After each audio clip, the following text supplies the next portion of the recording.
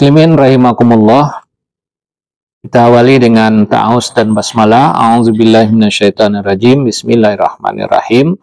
Kita lanjut pahala sedekah yang ketiga, urutan yang keempat, yaitu kita akan diampuni sebagian dari kesalahan-kesalahan atau dosa-dosa yang telah dilakukan, sebagaimana yang dijelaskan oleh Allah di dalam surat yang ke-64 At-Taghabun ayat 17. A'udzubillahi minasyaitonirrajim. Bismillahirrahmanirrahim. In tuqridullaha qardan hasana yudha'ifhu lakum wa yaghfir lakum. Jikalau kamu memberi pinjaman kepada Allah dengan pinjaman yang baik, yaitu sedekah dengan segala cabang-cabangnya sesuai dengan aturan Allah, mencari ridha Allah karena kepatuhan kepada Allah, maka Allah akan melipat gandakan pengembaliannya kepada kita dan akan mengampuni kesalahan-kesalahanmu. Itu pahala yang keempat, yaitu Allah akan memberikan ampunan terhadap kesalahan-kesalahan yang dilakukan oleh orang-orang mukmin yang berimpak tadi itu. Namun persoalannya, apakah semua kesalahan Allah ampuni dengan sedekah? Jawab pastinya tidak. Dalam kaidah hukum, kaidah syariah, disebut juga dengan kaidah fikih, para ulama sepakat bahwa al-hududu la taskutu bis sadaqah wala bisyam wala bisalah wala bil haji wal umrah.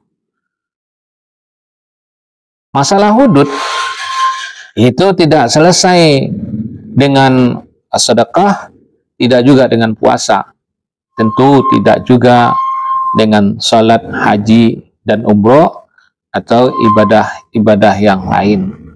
Karena hukum hudud itu sudah jelas, hukum perzinahan, pembunuhan, hukum jihar, dan yang lainnya. Maka adapun kesalahan yang terampuni oleh sedekah, yang pertama adalah kesalahan yang berhubungan langsung secara pribadi, secara moral kepada Allah itu sendiri. Yang berhubungan tentunya dengan harta. Misalnya selama ini kita tidak pernah berzakat, kita kikir, ya, kita tamak, kita rakus, sehingga itu tidak pernah kita mengeluarkan sedekah. Lalu kita sekarang sadar dan bertaubat, lalu kita mengeluarkan sedekah. Itulah yang bisa ditebus dengan sedekah. Muslimin rahimakumullah, maka tidak ada pahala yang lain yang bisa dikirimkan untuk orang yang meninggal yang berhubungan dengan sedekah. Namun Allah memberikan satu bonus kepada orang yang berbuat baik, tidak hanya sedekah, tapi juga yang lain. Yang ada adalah bersedekah, lalu berdoa dengan sedekah itu.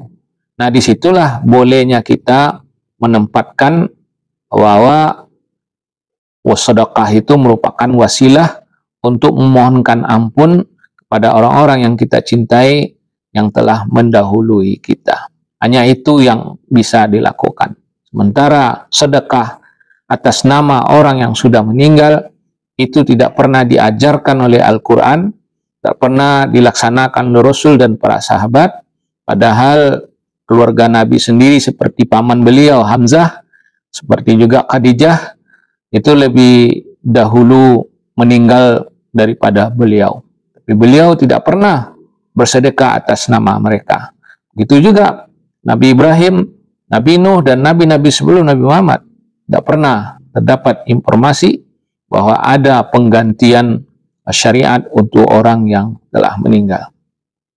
Perbedaan antara yang hak dengan yang batil itu sangat tipis sekali. Maka hati-hatilah kita